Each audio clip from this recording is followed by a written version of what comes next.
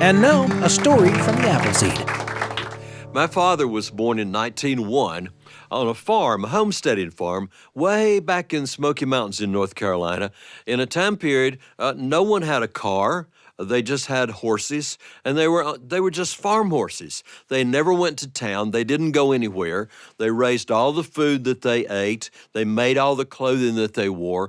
And the other thing they had to make was their own entertainment and their own fun.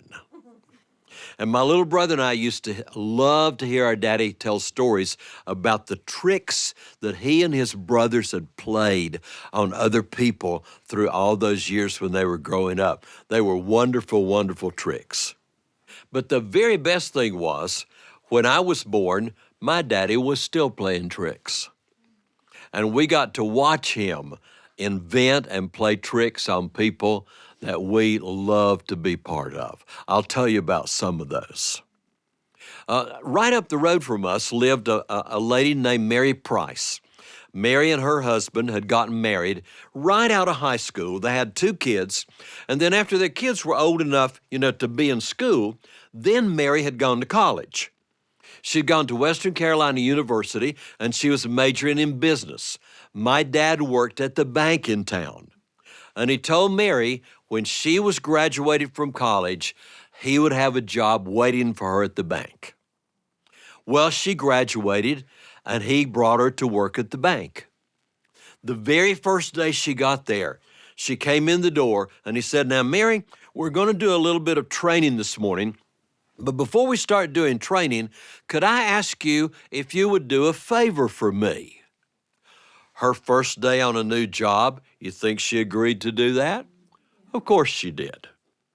He said, "I loaned the bank's currency stretchers to Enos Boyd at the post office, and we need to get the currency stretchers back. Would you walk up to the post office and ask Enos if he'll send the currency stretchers back to the bank?" And she headed up the street toward where the post office was.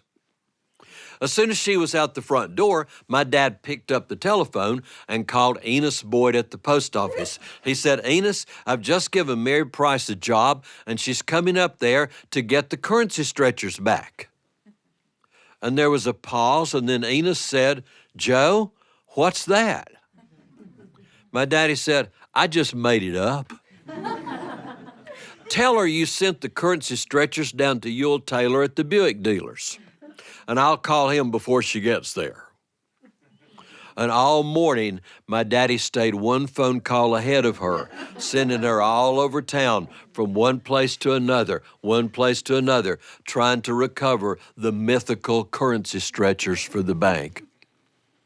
When she got to L.N. Davis Insurance Company, Paul Davis said, "Oh, Mary, you're just 10 minutes too late. I just took them back over to the bank and gave them back to Joe again."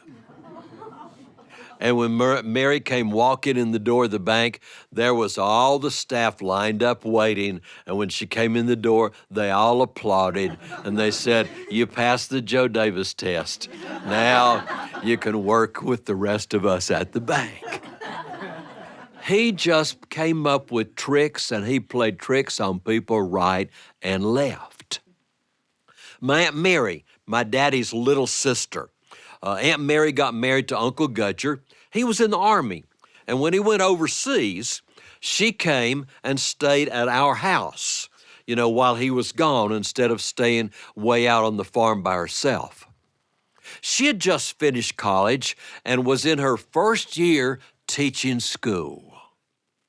Now, she had no idea how hard teaching school was, especially the first year.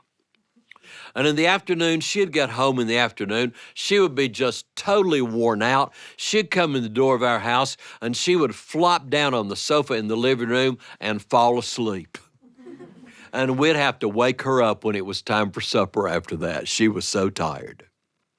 One day, my daddy got home, and Aunt Mary was asleep on the sofa. She had gotten home tired out from school, and she was just sound asleep.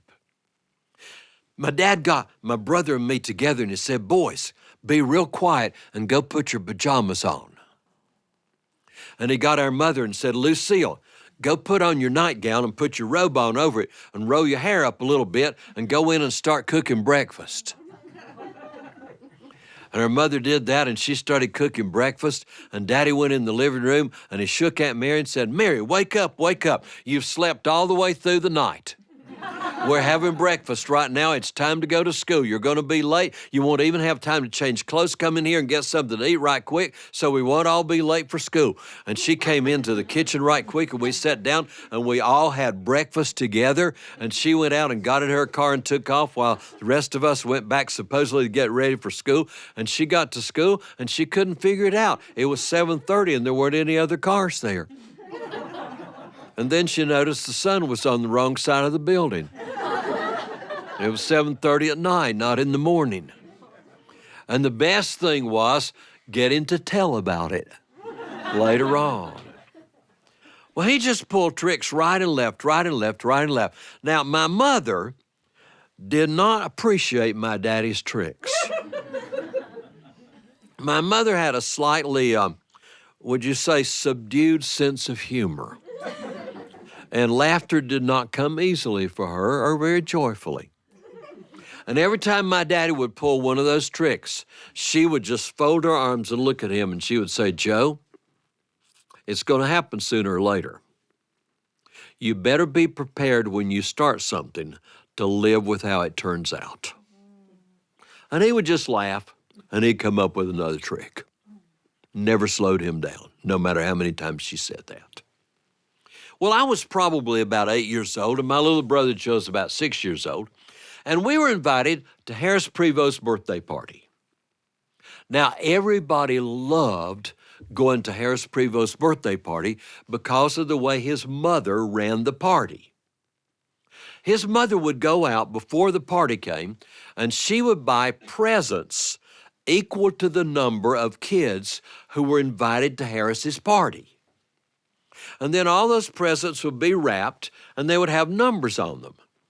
And then when we got to Harris's party, after we had had cupcakes and Kool-Aid and all that kind of stuff, it was time to open the presents. We would all draw numbers. And then Harris would open one of his presents, and whoever drew number 1 would get to open a present. It was their present. And then Harris would open the next one of his presents, and whoever opened number 2 opened the present, and we all went home with a present from Harris's birthday party. It was a wonderful party. Well, we went to that party that year, and we came home. My daddy picked us up, and on the way home, he wanted to know what we had gotten that year going to Harris's birthday party. I got this little made-in-Switzerland weather station. It looked like a little chalet house that would hang on the wall, and had a little man and woman, and sometimes the little man would come out, and sometimes the little woman would come out. It was suspended on a little piece of catgut, and the way the humidity changed, when it was going to be very humid, the little man would come out. When it was going to be very clear and sunny, the little woman would come out. And for years, that was on the wall in our kitchen. I don't know what finally happened to it. But my little brother, as far as he was concerned, he had won the grand prize. His present, when he opened it up, was a full-size stuffed rat. Now, what could be better for a 6-year-old boy than having a full-size stuffed rat? Well, my daddy looked at that rat, and he laughed, and he said, Joe, let me borrow that a little bit. My brother said, what for? And Daddy said, well, I don't know yet, but I'd like to borrow it for a few days, and don't say anything to your mother about it.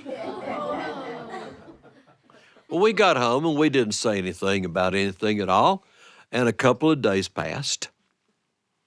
It was very rainy. Now, even though my dad worked at the bank, he had grown up on a farm in the Depression. And so we always had a big garden. We always had chickens, and we always had a milk cow, because no matter what, we were always going to be able to feed ourselves. And one night in that pouring rain, it had rained for about 2 or 3 days, my dad went out to milk, and when he came back, he said to our mother, he said, Lucille, it has rained so much, It's brought the old wharf rats up out of the creek. There was one out there at the barn when I went to milk. I think there was one out there near the chicken house as I came back. I know you hate those things, so watch out, because as much as it's rained everywhere, the old rats could be just about anywhere. Just watch out for them. My mother hated those rats. Once in a while we would see them. Sometimes they would get up out of the creek into our garden. Well, we always, because we had a big garden, put up lots of food for the winter. We would can green beans, we would can beets, we would put up chicken, we would do all kinds of stuff. And we kept it, and we called it the basement. It was kind of like a hole under our house. The stairs went down from the back porch, rough stairs. It did have a poured, concrete floor down there, and it had walls, like concrete block walls, but they only came up as far as the dirt came. And there was a light there. There was not a light switch. You had to feel your way down in the dark and then hunt the string. And finally you found the string, you pull the string, and that was a frightening moment, because when that light came on, what was going to be down there with you, because you could see way back under the house around there also. The next afternoon, our mom needed to go down there and get some stuff to cook for supper. We kept our potatoes, in bushel baskets. We kept onions in bushel baskets. We kept apples in bushel baskets. All the canned stuff we put up, in the jars, it was all in there. And so she headed down to the basement, and as soon as she did, Daddy said, "Come here, boys, watch this." And he got that big old stuffed rat. And he reached down about the third step, and he put it on one of those basement steps and slid it out till its head was hanging right off the side, ready to meet her face to face as she came back up the stairs. And he said, "Let's back up and see what happens." Well, we could hear her down there figuring out what she was going to gather up and bring, and then all of a sudden we heard a footstep hit the bottom wooden step. And then we heard the awfulest scream you have ever heard in your life. And we heard a glass jar hit the wall and break, and something went wham on the floor, and it was just dead silent. Her daddy said, "We might have overdone it."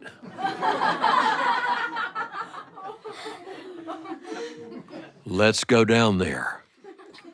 And we headed down those steps, and she had slung a quart jar of green beans against the wall. It was broken. There were beans and glass all over the floor, and our mother was knocked out, cold like a roadkill frog right there on the floor.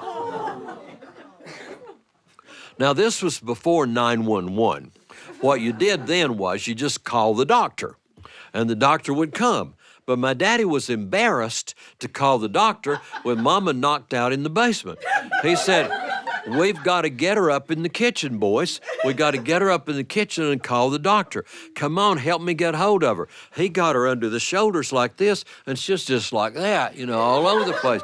And he couldn't pick her all up. He said, "Boys, get under one knee. Each one of you get under one knee. Let's get her up the steps." And we got her over to the stairs, and my little brother Joe's going, "Is she dead? Is she dead?" And he says, "Not yet. She's not dead yet. Come on." And we got to the stairs, and he would go up one stair and push, and we'd get her under the knees, and we went up a step at a time, and we finally got her all the way up in the kitchen.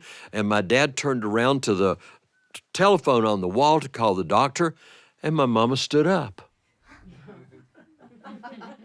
She said, "Well, that sure was easier than having to walk back up the steps." You didn't think I was going to be scared by an old stuffed rat, did you? It was worth sacrificing a quart of beans just to get even with you. And my daddy turned to us and he said, "Boys, when you start something, you better be prepared to live with how it turns out." Thanks for joining us for a story from the Appleseed.